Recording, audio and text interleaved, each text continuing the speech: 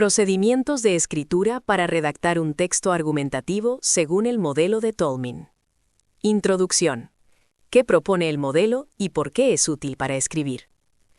Stephen E. Tolmin propuso en Los usos de la argumentación que los argumentos reales, es decir, los que usamos en el derecho, la ciencia, la ética o la vida cotidiana, no funcionan como los silogismos formales de la lógica clásica.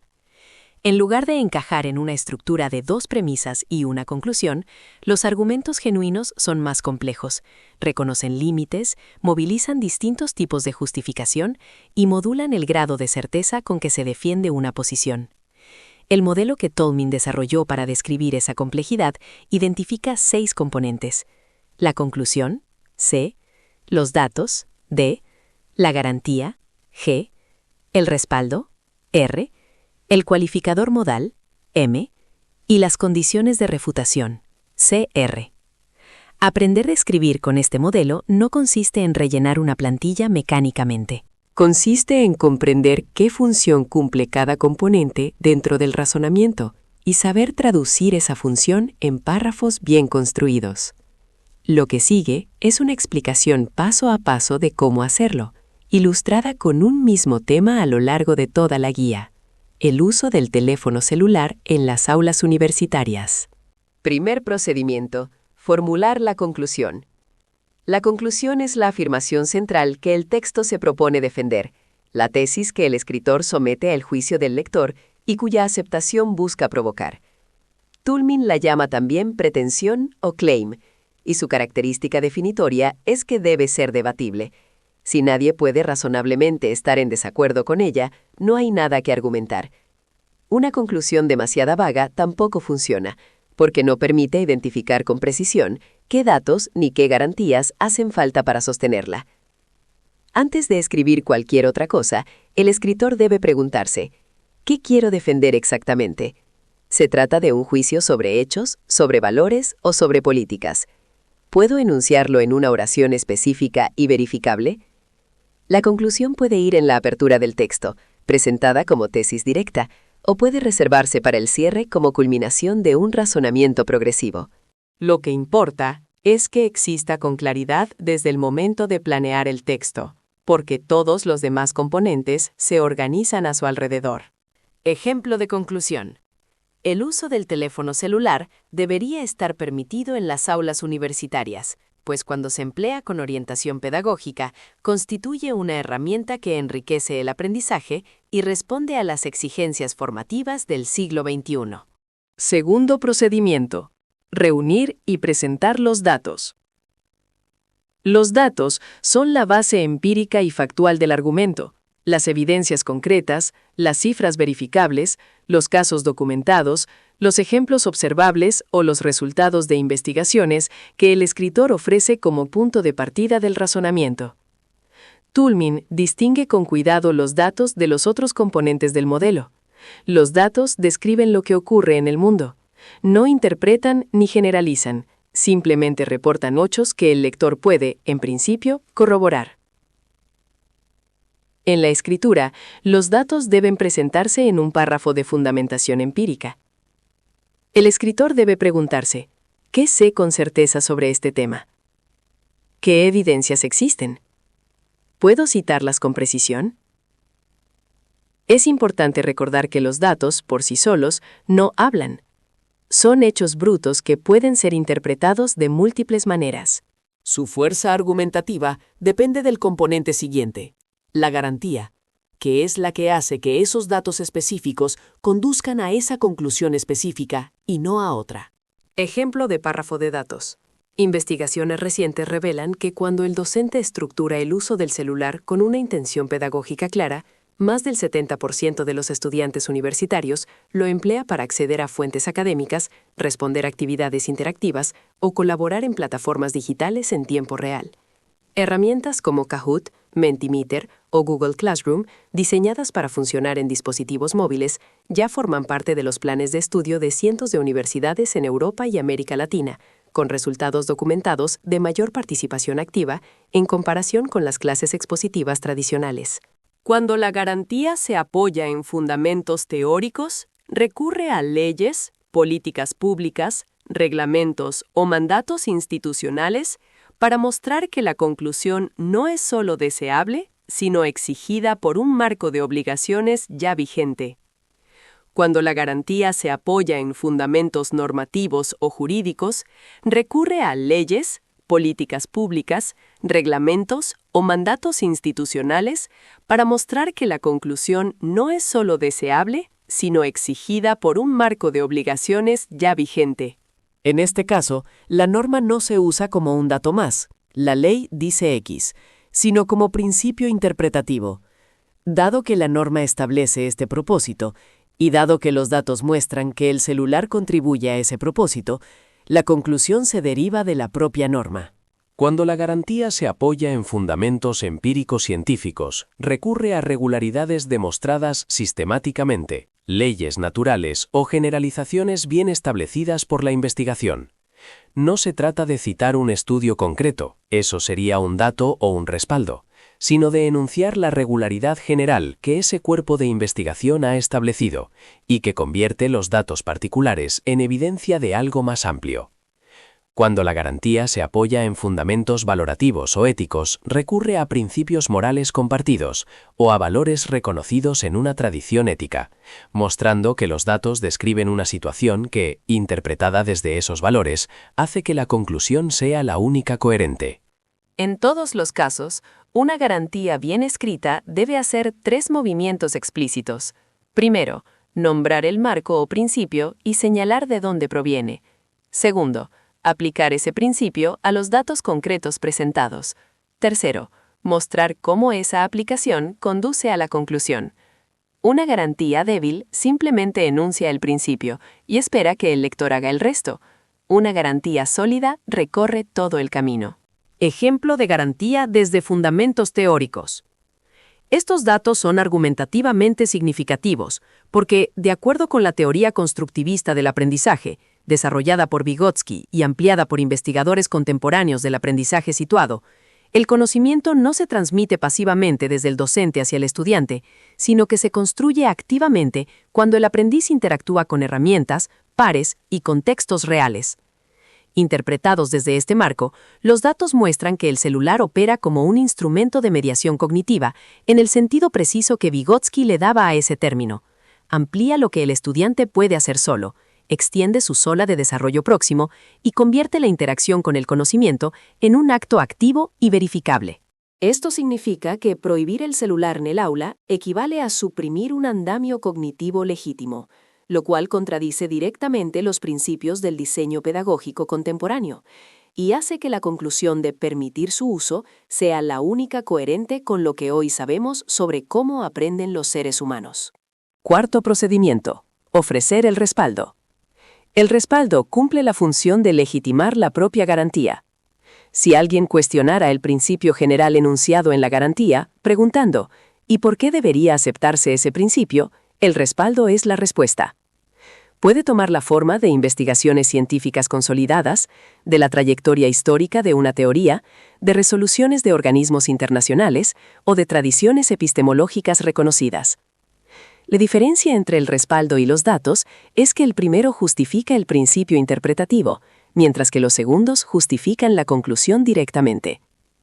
En la escritura, el respaldo suele incorporarse como un párrafo que amplía y fundamenta la garantía, mostrando que el principio movilizado no es una opinión del escritor, sino una afirmación sostenida por una comunidad de expertos, por una tradición investigativa o por organismos con autoridad reconocida. Este principio constructivista no es una postura aislada. Constituye el fundamento de décadas de investigación pedagógica recogida en documentos de referencia mundial. La UNESCO, en su informe Mobile Learning Week 2021, reconoce explícitamente el potencial formativo de los dispositivos móviles cuando se integran intencionalmente en los currículos, y señala que su uso estructurado favorece el aprendizaje activo, la colaboración y el desarrollo de habilidades digitales esenciales. Por su parte, los metaanálisis de John Hattie sobre factores que inciden positivamente en el aprendizaje sitúan la retroalimentación inmediata y la participación activa entre los de mayor efecto comprobado, que son precisamente las condiciones que el uso pedagógico del celular puede generar. Quinto procedimiento: incorporar el cualificador modal. El cualificador modal es uno de los aportes más originales de Toulmin. Señala el grado de certeza o la fuerza con que se sostiene la conclusión. Expresiones como probablemente, en la mayoría de los casos, casi con certeza, en condiciones normales o, con algunas excepciones, son cualificadores. Su presencia no debilita el argumento, al contrario, lo hace más honesto, más preciso y más difícil de refutar por exageración o generalización. Un argumento que afirma su conclusión en términos absolutos es más vulnerable que uno que la matiza con integridad. En la escritura, el cualificador se inserta directamente en la formulación de la conclusión o en la oración que la retoma durante el texto. Usarlo apropiadamente le da al texto un tono académico maduro y evita las afirmaciones categóricas que son fáciles de atacar con un solo contraejemplo. Ejemplo con cualificador integrado. El uso del teléfono celular probablemente mejora el desempeño académico en la mayoría de los contextos universitarios, siempre que existan pautas claras de uso y una intención pedagógica definida por parte del docente. Sexto procedimiento: formular las condiciones de refutación. Las condiciones de refutación son las circunstancias o excepciones bajo las cuales la conclusión no se sostendría o se sostendría de manera más débil. Incluirlas no destruye el argumento, sino que lo fortalece. Demuestran que el escritor conoce los límites de su propia posición y razona con honestidad intelectual. Toulmin considera este componente indispensable en todo argumento maduro, porque un argumentador que jamás reconoce excepciones genera desconfianza y deja flancos abiertos que cualquier crítico puede aprovechar. En la escritura, las condiciones de refutación aparecen en un párrafo de anticipación de objeciones, introducido por expresiones como a menos que, salvo en los casos en que, excepto cuando, o, sin embargo, esta posición no se aplica así. Este párrafo no concede la derrota, acota el terreno en que la tesis es válida, y al hacerlo, la hace más sólida dentro de ese terreno. Ejemplo de condiciones de refutación. Esta conclusión, sin embargo, no se sostiene de manera universal, a menos que el docente establezca pautas claras de uso y una intención pedagógica explícita. El celular puede convertirse efectivamente en una fuente de distracción cuyo costo supera sus beneficios. Del mismo modo, en contextos donde la concentración ininterrumpida es crítica, como laboratorios clínicos o talleres de cirugía, la restricción puede estar plenamente justificada. La propuesta también presupone que la institución cuenta con conectividad confiable y con políticas institucionales de uso responsable, condiciones que no siempre están garantizadas en todos los entornos universitarios del país. Séptimo procedimiento: articular los 6 componentes en un texto cohesionado. Una vez identificados y redactados los 6 componentes, el trabajo final consiste en integrarlos en un texto fluido, progresivo y coherente. No existe un orden único ni obligatorio, pero la secuencia más frecuente y efectiva es la siguiente. Abrir con la conclusión presentada como tesis. Sustentar esa tesis con los datos en un párrafo de evidencia. Pasar al párrafo de garantía que interpreta esos datos desde un marco explícito. Profundizar en ese marco con el respaldo. Modular la conclusión con el cualificador a lo largo del texto y reconocer sus límites con las condiciones de refutación antes del cierre. El cierre puede entonces reafirmar la conclusión con la precisión que otorga haber reconocido sus condiciones de validez. Lo esencial no es que los 6 componentes aparezcan en párrafos separados, ni que lleven etiquetas visibles, sino que todos estén presentes y que el lector pueda identificar en el flujo del texto la evidencia, el principio interpretativo, su fundamento, la fuerza de la tesis y sus límites. Texto argumentativo completo. Modelo integrador. A continuación, se presenta un texto breve que articula los 6 componentes del modelo toulminiano de forma integrada, usando el tema trabajado a lo largo de toda la guía. El teléfono celular como herramienta pedagógica en la universidad. El uso del teléfono celular debería estar permitido en las aulas universitarias, pues cuando se emplea con orientación pedagógica, constituye probablemente una herramienta que enriquece el aprendizaje y responde a las exigencias formativas del siglo XXI. Esta no es una afirmación absoluta, ni una invitación al uso indiscriminado del dispositivo. Es una tesis razonada que se apoya en evidencia concreta, en principios pedagógicos establecidos y en un marco normativo vigente. Las evidencias que sostienen esta posición son concretas y documentadas. Investigaciones recientes muestran que cuando el docente estructura el uso del celular con una intención pedagógica clara, más del 70% de los estudiantes universitarios lo emplea para acceder a fuentes académicas, responder a actividades interactivas o colaborar en plataformas digitales en tiempo real. Herramientas como Kahoot, Mentimeter y Google Classroom, diseñadas para dispositivos móviles, ya forman parte de los planes de estudio de cientos de universidades en Europa y América Latina, con resultados documentados de mayor participación activa en comparación con las clases expositivas tradicionales. Estos datos son argumentativamente significativos porque, de acuerdo con la teoría constructivista del aprendizaje, el conocimiento no se transmite pasivamente desde el docente hacia el estudiante, sino que se construye activamente cuando el aprendiz interactúa con herramientas, pares y contextos reales. Interpretados desde este marco teórico, los datos muestran que el celular opera como un instrumento de mediación cognitiva en el sentido preciso que Vygotsky le daba a ese término.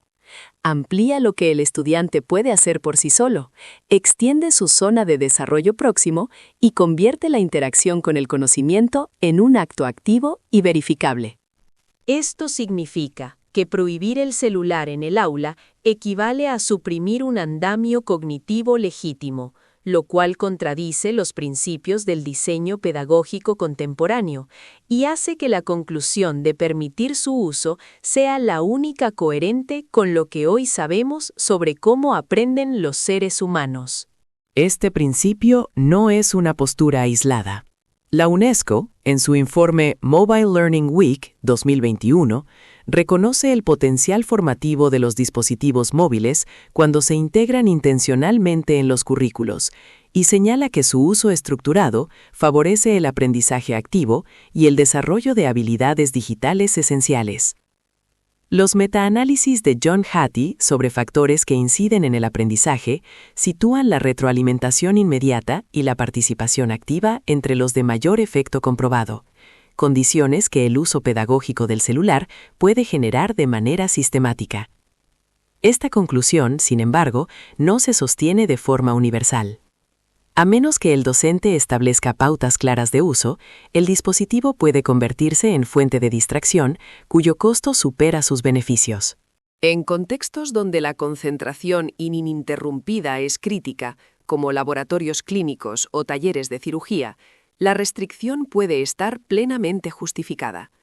La propuesta también presupone que la institución cuenta con conectividad confiable y con políticas institucionales de uso responsable, condiciones que no siempre están garantizadas en todos los entornos universitarios del país. En suma, prohibir el celular de manera general en la universidad es una respuesta que ignora tanto la realidad tecnológica del estudiante como los fundamentos de la pedagogía contemporánea y el mandato normativo de formar ciudadanos digitalmente competentes. Lo que se necesita no es censura, sino orientación, una política de uso estructurado que convierta el dispositivo en lo que la evidencia y la teoría muestran que puede ser, un recurso de aprendizaje activo al servicio de la formación universitaria. Este texto, como puede observarse, no se limita a presentar datos y defender una posición. Moviliza un principio interpretativo explícito que justifica por qué esos datos importan y desde qué marco conducen a esa conclusión. Eso es exactamente lo que el modelo de Toulmin exige. Argumentos que no solo muestren evidencia, sino que demuestren con transparencia intelectual el razonamiento que convierte esa evidencia en fundamento de una tesis.